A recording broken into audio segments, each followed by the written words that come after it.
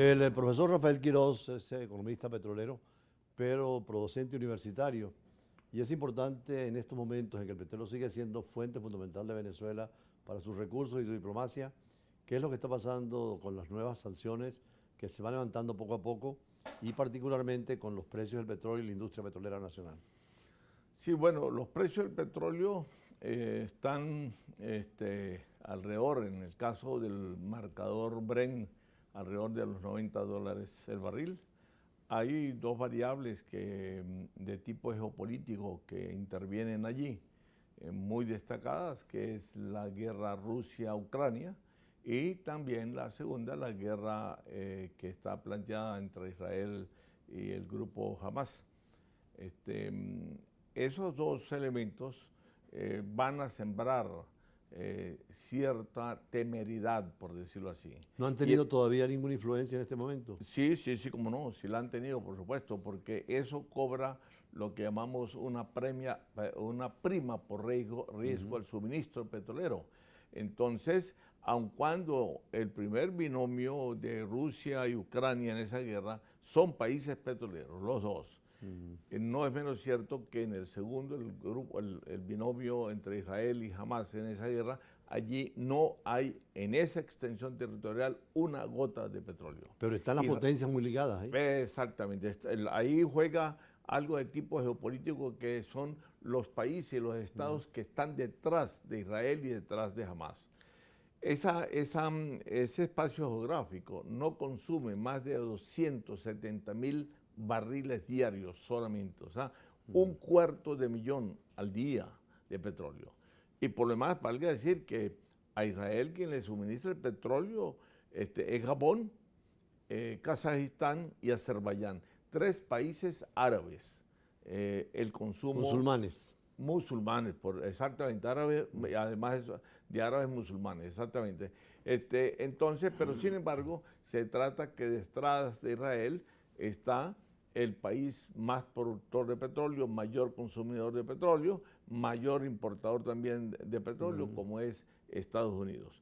Y eso, por supuesto, tiene una repercusión a los efectos de sembrar más inseguridad a la hora del suministro. Y en los países, referidos a Rusia y a Ucrania, ya sabemos, por supuesto, hasta dónde llega el alcance petrolero por ser Rusia uno de los principales productores de petróleo, el principal productor de gas y uno de los principales reservorios de petróleo. La pugnacidad que siempre ha existido entre Irán y Arabia Saudita, que también están paralelamente dentro de la región y dentro del conflicto. Sí, hay una disparidad cuando los dos son miembros fundadores de la OPEP, valga decir, Arabia Saudita y también Irán. El primer país, por supuesto, es árabe, el segundo país es persa, pero ellos tienen la primera y la tercera, el reservorio petrolero más grande del mundo. El primero es Arabia Saudita y tercero está Irán, el segundo es Irak. Y eso, por supuesto, siembra cierto, no deja de sembrar cierto malestar en el seno de los OPEP Plus, porque los dos son miembros fundadores, como digo yo.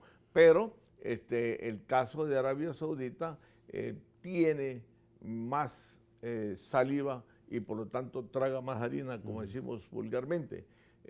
Arabia Saudita es el primer reservorio petrolero del mundo. Y Arabia Saudita ha venido haciendo una alianza más allá de los acuerdos de la OPEP.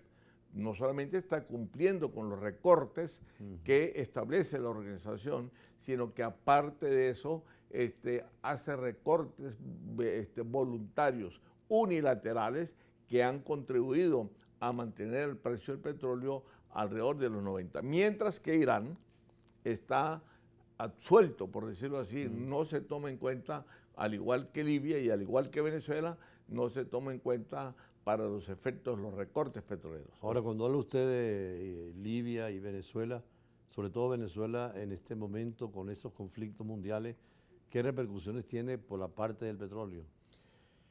Las repercusiones que tiene es la que tiene, por supuesto, casi todos los miembros de la OPEP. Lo que pasa es que en el caso de Venezuela, la repercusión es un poquito limitada en tanto en cuanto su producción no es tan significativa como la ha tenido antes.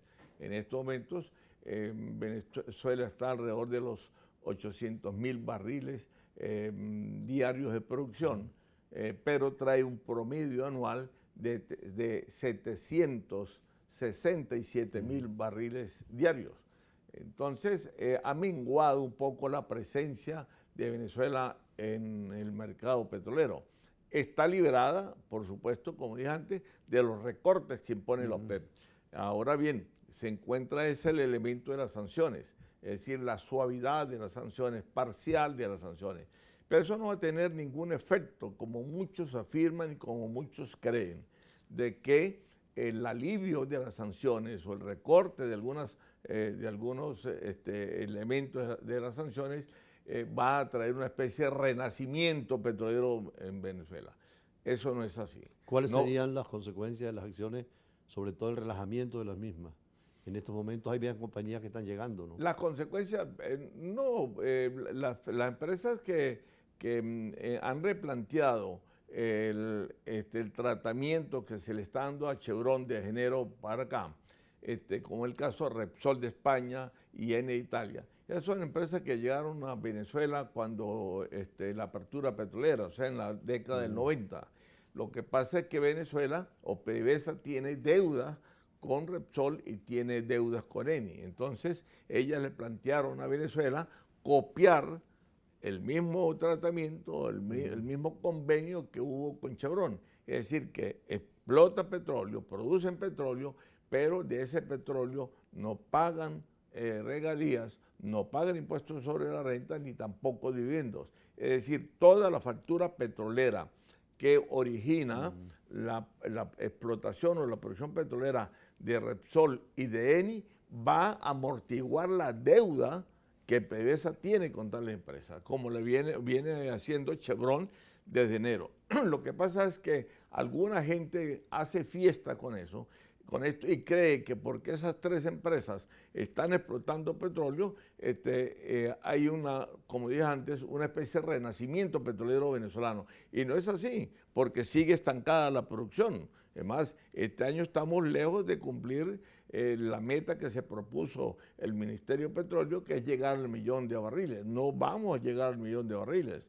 Vamos a estar por debajo de los 800.000 barriles, porque el problema de la producción petrolera venezolana no es un problema de sanciones, no es un problema que haya o no haya transnacionales acá en el país. De hecho, hay unas 39, hay 29 en la faja y 10 por fuera de la faja.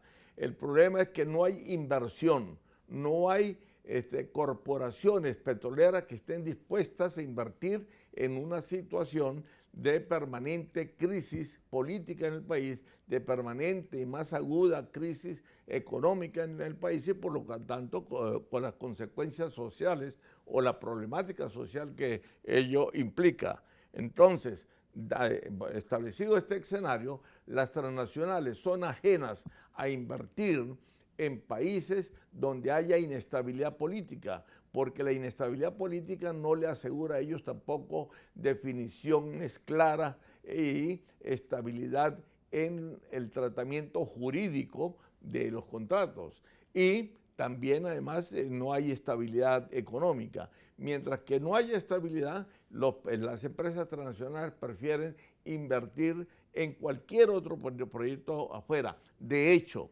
el caso de Chevron está invirtiendo aquí en Guyana 55.000 millones de dólares. La pregunta mía es ¿por qué no invierte acá si ya están acá? ¿Por qué ya están produciendo escasamente lo que necesitan para hacer el descuento de las deudas que PDVSA tiene pendiente con ellos? Vamos a un corte por razones comerciales y seguimos conversando, sobre todo en la perspectiva también internacional del petróleo y el factor geopolítico venezolano, sobre todo con Estados Unidos, que necesita el petróleo nuestro y que además es muy cerca para llevarlo.